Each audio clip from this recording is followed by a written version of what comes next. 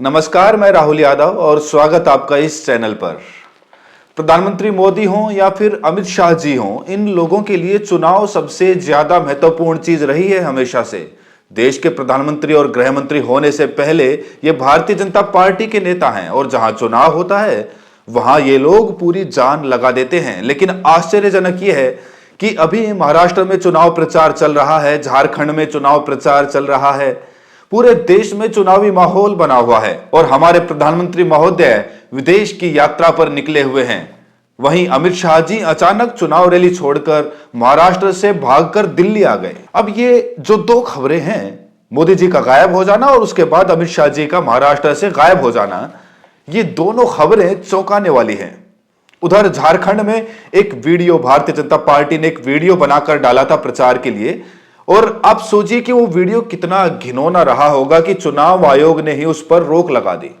ये सब घटनाएं आपको नॉर्मल लग रही है? मुझे तो कम से कम नॉर्मल नहीं लग रही हैं, खास तौर से इसलिए कि मणिपुर में जो कुछ हो रहा है वो अब भारतीय जनता पार्टी सरकार के लिए भी गले की हड्डी बन गया है। वैसे तो किसी भी देश में अगर 2 साल, 1.5-2 साल से एक राज्य लगातार जल रहा है, हालात काबू में नहीं आ रहे हैं, तो ये किसी भी देश के लिए शर्म की बात होती है। हमारे प्रधानमंत्री महोदय यूक्रेन जाते हैं। यूक्रेन में युद्ध के दौरान जो बच्चे मार दिए गए थे, उन बच्चों के लिए एक मेमोरियल बना है। वहां पर जाते हैं और उनकी आंखें डबडबा जाती हैं।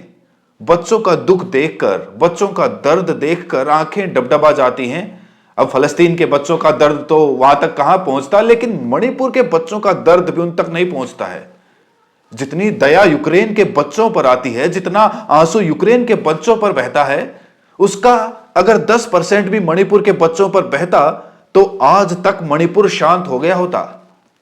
हमारे मंत्री संतरी कहना शुरू कर देते हैं कि मोदी जी ने फोन करके यूक्रेन में वार रुकवा दी, लेकिन बगल में मणिपुर है, हमारे देश का हिस्सा है, वहां वार रुकवाना तो छोड़िए, आज तक नरेंद्र मोदी जी वहां गए नहीं हैं। संसद के बाहर 1 आध मिनट का एक बयान देने के अलावा मणिपुर पर उनकी जुबान खुलती ही नहीं है। गृह मंत्री महोदय मीटिंग्स करते रहते हैं, सारा कुछ करते रहते हैं, लेकिन मणिपुर से लगातार खबरें आती हैं। कभी इंटरनेट ब्लॉक कर दिया जाता है, कभी कुछ कर दिया जाता है।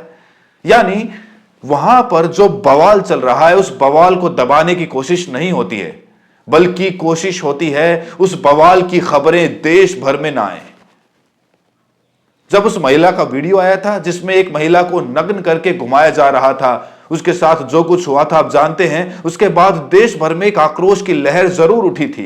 विपक्ष भी काफी कुछ उस समय बोल रहा था, लेकिन धीरे धीरे वो भी दब गई। सबको लगा कि मणिपुर नॉर्मल हो गया होगा, लेकिन अभी हाल ही में मणिपुर से फिर खबरें आनी शुरू हुई हैं और हालत यह है कि महिलाओं को जला दिया गया, बच्चों को मार दिया गया, और यह सारा कुछ भारतीय जनता पार्टी की सरकार में हो रहा है।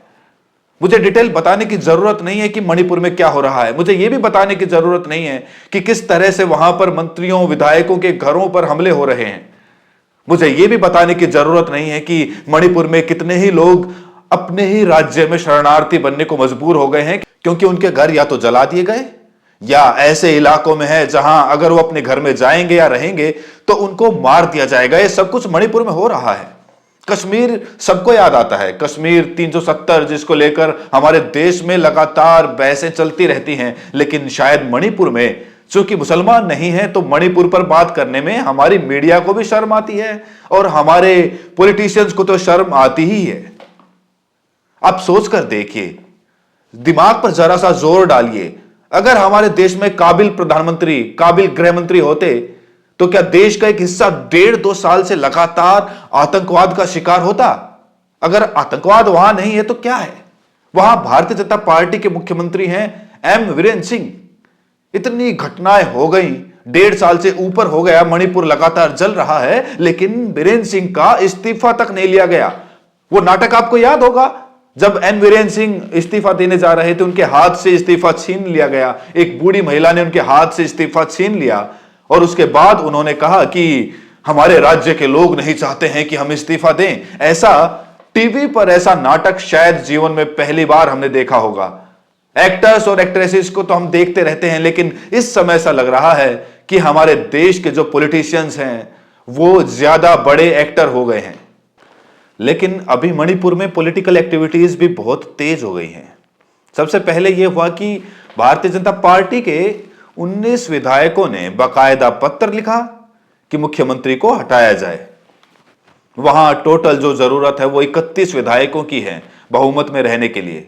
32 विधायक हैं भारतीय जनता पार्टी के और खुद उनको जो समर्थन मिला हुआ है उसमें 32 बचे हैं, क्योंकि एमपीपी के 7 विधायक जो उनको समर्थन दे रहे थे उन्होंने समर्थन वापस ले लिया है। यानी जोड़िए 7 ने समर्थन वापस ले लिया, 31 की जरूरत है, 32 हैं और 32 में से 19 ये कह रहे हैं कि एन वीरेंद्र सिंह को हटाया जाए। और ये कोई अंदरूनी सभा में नहीं हो रहा है, पब्लिकली उन्होंने कहा है। तो सरकार बचाना हमारे गृह मंत्री जी का सबसे बड़ा काम है। हमें ऐसा लगता है कि सरकार पर खतरा देखकर वो भागकर दिल्ली आए हैं, और जब तक सरकार चल रही थी, जब तक सरकार पर कोई खतरा नहीं था, 39 विधायकों का समर्थन मिला हुआ था, तब तक उनकी पार्टी के अपने विधायकों के घरों पर हमला हुआ, उनकी पार्टी के अपने विधायकों पर हमला हुआ, उनको चोट आई, दिल्ली में आकर हॉस्पिटल में भर्ती हुए। लेकिन मणिपुर के मामले में इस तरह का एक्टिविज्म नहीं देखा गया। और हमारे प्रधानमंत्री महोदय हैं, कमाल हैं, झांसी में 10 बच्चे जलकर मर गए। मणिपुर से बच्चों के और औरतों के मारे जाने की खबरें आ रही हैं और गए हुए हैं नाइजीरिया वहां से सम्मान लेने के लिए।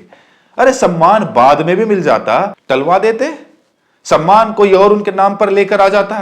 दुनिया के सारे प्रधानमंत्री और राष्ट्रपति को दुनिया भर में सम्मान मिलते रहते हैं, इनका कोई खास मतलब होता नहीं है। सत्ता जाती है, लोग सम्मान भी भूल जाते हैं।